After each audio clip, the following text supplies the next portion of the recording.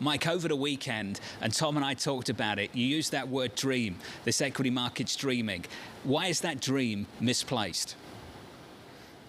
Well, we don't know exactly if it's dream. It is always dreaming. I mean, the equity market tends to be forward-thinking, like most markets, but particularly equities. And I think what the phrase we used was really just trying to imply: look, we have this window of opportunity for equity investors where rates are coming down, and you can interpret that a couple different ways. You can interpret it as if the Fed is close to being done, and they're going to be able to pause or pivot before the next recession arrives, and that window is always positive for stocks. So the equity market's trying to get in front of that pivot. I think it's premature, to say the least. I also believe that by the time they do pivot or pause, probably something bad has happened on the growth side.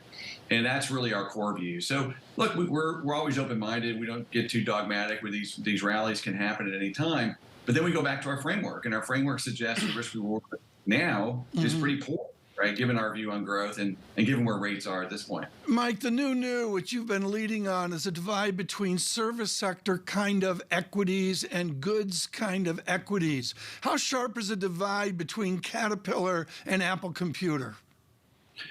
Well, I mean, I think you make a good point on the services versus goods, but you also make a point that there are different types of goods, that some are more expendable than others. And, this is exactly why we've skewed ourselves more defensively, meaning we like companies that have things that you must buy, or, not luxuries, but necessities, things you need for everyday life. And those are the kinds of stocks that have been doing well. Because why? Because the volatility in their growth is not that volatile, and they can deliver on the earnings during this period when uncertainty is going to be higher, and we're going to get a payback in demand for all these things that we overconsumed in the last 12 to 24 months. And I think it's pretty obvious that that's just playing out now.